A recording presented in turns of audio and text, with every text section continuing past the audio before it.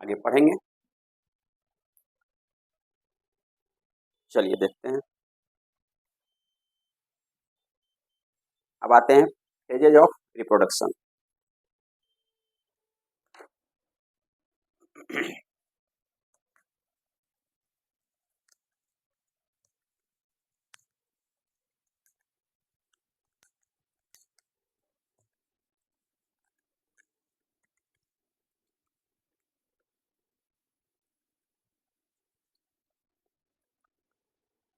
Phases of reproduction में सबसे पहले आता है आपको गेमेटोजेनेसिस। गेमेटोजेनेसिस क्या होता है? गेमेटोजेनेसिस यानी गेमेट का बनने की प्रक्रिया। इसमें एक तरफ स्पर्म बनेंगे, एक तरफ ओवम बनेगा।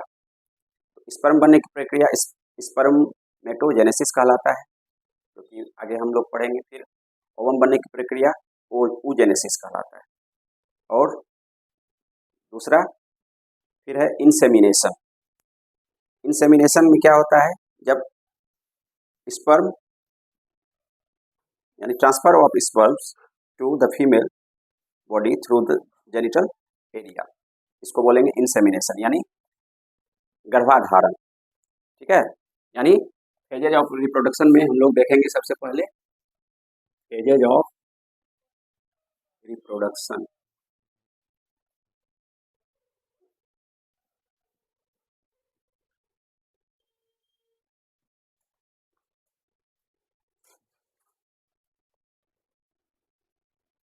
पहला आएगा आपको गेमेटोजेनेसिस। दूसरा आएगा इंसेमिनेशन।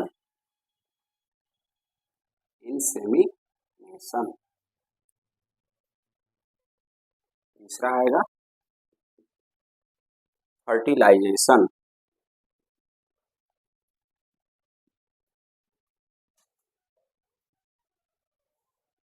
चौथा आएगा जाइगोट फॉर्मेशन।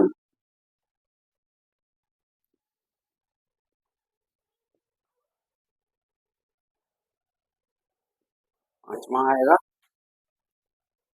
इम्प्लांटेशन।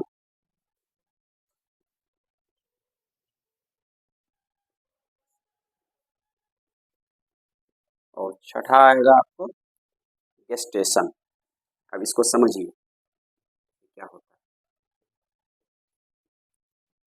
सबसे पहले गेमेटोजेनेसिस। गेमेटोजेनेसिस हम लोग जिक्र कर चुके हैं अभी। गेमेट के बनने की प्रक्रिया यानी गेमेट क्या होता है? मेल गेमेट आपका स्पर्म और फीमेल गेमेट ओवा, ये दोनों बनने की प्रक्रिया को हम लोग गेमेटोजेनेसिस कहते हैं। उसके बाद है आपको इंसेमिनेशन। इंसेमिनेशन मतलब गर्भधारण की प्रक्रिया, यानी जब transfer of sperms to the female body through genital area, यानी स्पर्म का आपको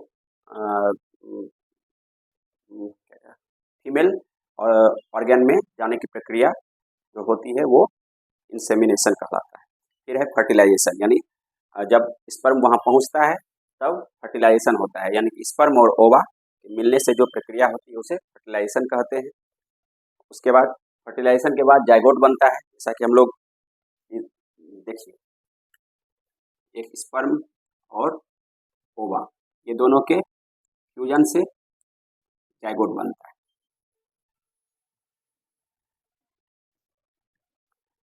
जाइगोट बनता है और उसके बाद इसका इम्प्लांटेशन होता है। ये यूटेरस में, बाद में हम लोग इसको फिगर में समझेंगे। ये यूटेरस में ये स्पर्म यानी जाइगोट आकर के, स्पर्म और ओवा आकर के जब चिपक जाता है यहाँ पे, तो इस प्रक्रिया को कहते हैं इम्प्लांटेशन, यानी जो है प्रत्यारोपण, उसको इम्प्लांटेशन कहते हैं। यानी कि आपका ये जाइगोट जो है वो वहाँ जाकर के अब भ्रूण की अवस्था में आना शुरू हो गया है, बनना शुरू हो गया है, उसको इम्प्लांटेशन कहते हैं। ठीक है, और फिर ये गर्भावधि होती है जो 9 महीने तक चलती है, गेस्टेशन, उसको गेस्टेशन बोलते हैं। अब इसका एक फेज होता है, उसको समझिए। सबसे पहले जाइगोट बनता है,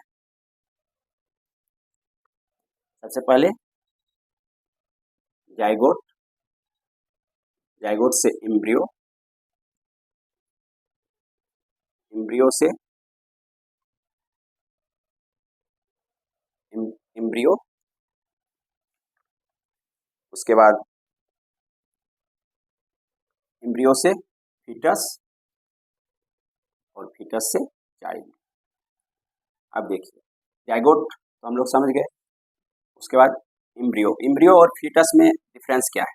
एम्ब्रियो जो होता है आपको गर्भाधारण से 8 सप्ते तक इसमें जो होते हैं अंग बनना शुरू होता है, ठीक है।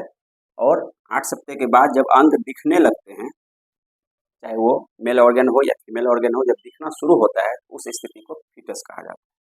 और फिर 9 महीने के बाद यही फीटस चाइल्ड के रूप में गर्भ से बाहर आ जाता है। तो आज हम लोग क्या क्या पढ़े? रिप्रोडक्टिव सिस्टम पढ़े, इसमें हम लोग पढ़े कि इसके डिफिनेशन के बारे में और इसके टाइप्स के बारे में, सेक्सुअल रिप्रोडक्शन और एसेक्सुअल रिप्रोडक्शन क्या होता है। सेक्सुअल रिप्रोडक्शन में मेल और फीमेल दो पेरेंट भाग लेते हैं, जबकि एसेक्सुअल में एक सिंगल पेरेंट भाग लेता है।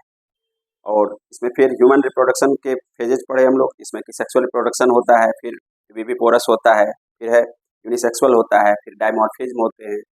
उसके बाद आपको फिर फेजेज में हम लोग देखें गेमेटोजेनेसिस, फिर इंसेमिनेशन, फिर फर्टिलाइजेशन, फिर जाइगोट फॉर्मेशन, इम्प्लांटेशन, गेस्टेशन। इन लोगों से आप लोगों को मैंने परिचय कराया। और अब सेल डिवीजन, जो कि कल मेरा क्वेश्चन उसी से था, ठीक है, उसके बारे में थोड़ा देखिए।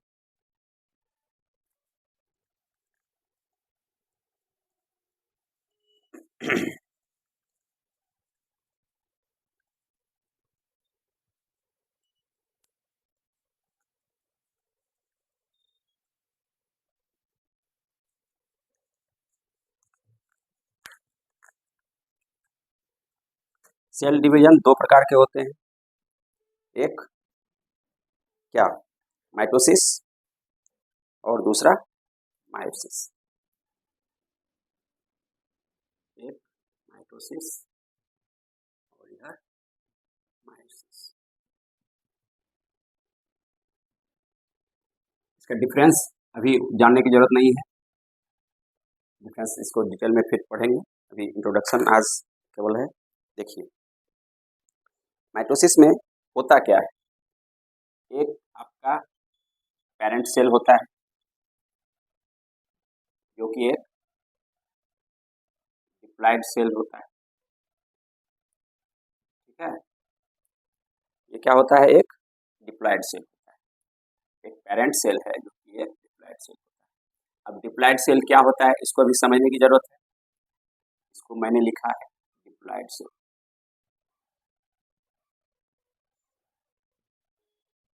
ठीक। अब इसका होता है रेप्लिकेशन, इसका क्या होता है, रेप्लिकेशन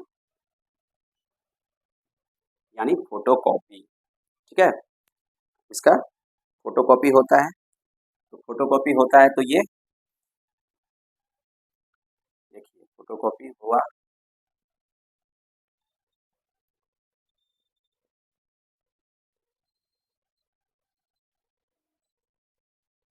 तो ये दो सेल में फिर डिवाइड हो जाता है, ठीक है।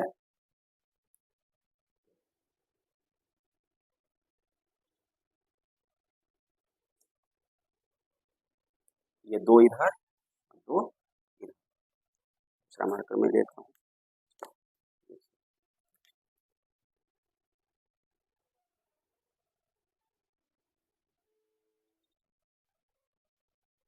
ठीक है। यानी माइटोसिस में आपको मैंने पढ़ाया कि पेरेंट सेल जो होते हैं वो आपको दो अलग अलग डिप्लॉइड सेल में बढ़ते हैं, ठीक है। देखिए अब डिप्लॉइड सेल क्या होता है, डिप्लॉइड सेल होता है आपको जिसमें कि 23 पेयर्स ऑफ क्रोमोजोम होते हैं, 23 pairs of chromosome, 23 pairs of chromosome, that's called diploid cell. और मायोसिस में क्या होता है, मायोसिस में यही यहाँ ये 2 पार्ट में बटा, उसमें होते हैं क्या, वो 4 पार्ट में बटते हैं। ठीक, इसी को अगर हम बढ़ाते हैं मायोसिस में तो ये अलग अलग बढ़ जाएंगे। देखिए, 2 इसका फिर 2 इसका, ठीक है। ये इसको बोलते हैं हैप्लॉइड सेल, ठीक है। इसको हम लोग बोल देते हैं हैप्लॉइड सेल। हैप्लॉइड सेल में क्या होता है, इसमें देखिए 23 पेयर्स ऑफ क्रोमोजोम था, इसमें 23 क्रोमोजोम होता है, 23 chromosome, that's called haploid cell. ये पूछता है कंपटीशन एग्जाम, ठीक है। आपको डिप्लॉइड सेल क्या क्या हुआ, 23 पेयर्स ऑफ क्रोमोजोम, यानी क्रोमोजोम जिसमें कि 23 जोड़े हों इनके, वो डिप्लॉइड सेल कहलाएंगे, और जिसमें केवल 23 क्रोमोजोम हो वो हैप्लॉइड सेल कहलाएंगे। और ये होता है आपको माइटोसिस में 2 पार्ट में बढ़ता है, और मायोसिस में ये 4 सेल में डिवाइड होता है, जो कि हम लोगों में होता है। अब कल का क्वेश्चन था, इसको डॉटर सेल ही क्यों कहा जाता है। ये जो है, ये सभी जो है आपको डॉटर सेल कहलाते हैं।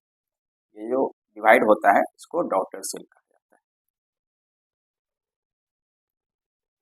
ये भी डॉटर सेल होता है, ये भी डॉटर सेल होता है। इसको डॉटर सेल ही क्यों कहा जाता है, सन सेल भी तो कह सकते हैं। तो इसका जवाब है, देखिए हम लोग पढ़ रहे हैं रिप्रोडक्टिव सिस्टम, तो इसमें जो भी रिप्रोडक्शन सिस्टम भगवान ने बनाया है वो फीमेल ऑर्गन में, तो इसीलिए उसमें प्रकृति का रूप दिया गया है, इसीलिए उसके सेल को भी डॉटर सेल ही कहा जाता है। ये एक लॉजिकल जवाब था, लॉजिकल क्वेश्चन था, लॉजिकल इसका जवाब, ठीक है। आज हम लोग यहीं तक रहने देते हैं, कल मिलते हैं, फिर इसको आगे बढ़ाएंगे इस चैप्टर को। तब तक के लिए धन्यवाद। चैनल से जुड़िए, सब्सक्राइब कीजिए और ज़्यादा से ज़्यादा लाइक